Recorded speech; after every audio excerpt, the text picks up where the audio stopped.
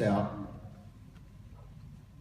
we can actually see the structure that emerges from that. Now, instead of a kind of a food web of fish and mosquitoes up in the high Sierra Lakes, we've got a food web of the commercial space industry. And of course, we can go and explore this. And now at this point, it's gone well beyond what we as experts can actually hold inside of our brains. Thousands of objects and tens of thousands of connections that are fully explorable, that are navigable, that we can go into and start to see nuance and structure. And the computer has gone through and read all of the articles. It's derived the relationships that are encoded within the text, and it's projected that up into a three-dimensional interactive space to let us as humans interact with it.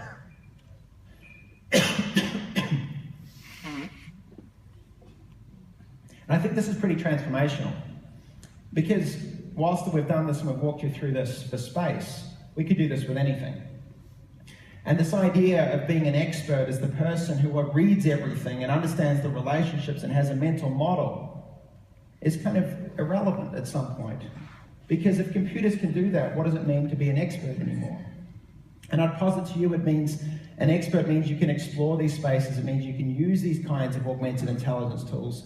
It means you can understand the structure, but more importantly, you can figure out how to change it.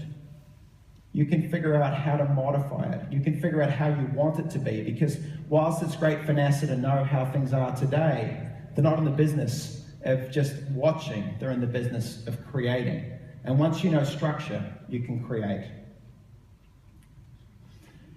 We can use this not just to understand global industries, but we can use this to actually understand something a lot deeper, which is what we call narrative analysis. So if we take that here, we look at narrative analysis, we can take something like Occupy Wall Street, which is an incredibly difficult, amorphous political organization that we really struggled to kind of think about what was this thing really about as the flood of information came down, as we tried to wrap our head around these protests. Well, of course, we can throw this up into a system and start to take a look at what this means.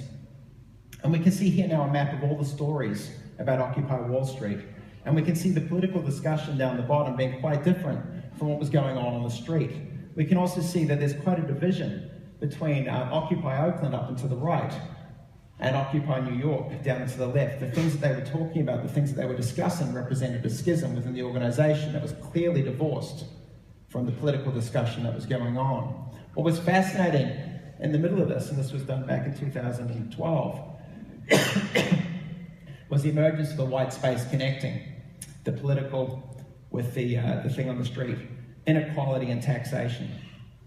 Two emergent themes that have now started to dominate the political discussion in America. We started to see them occupying the white space, emerging from the political action. And in fact, maybe the biggest thing that Occupy Wall Street gave us was a discussion right in the middle of that has now expanded to encompass the large parts of the political game in America. But of course, again, we're in the game of not just looking, but we're in the game of changing. And when you've got this happening in real time, the stories come in. You can see them coming in as they happen. You can see the structure start to form. And of course, now you, as a politician, can start to think about, where do I want to put my message? Where do I want to position myself? What do I want to say? And how's that likely to be responded? We built this in 2012 as kind of a test. It was used for the first time in the midterm elections. And the senator, despite being in the Republican Party, actually won.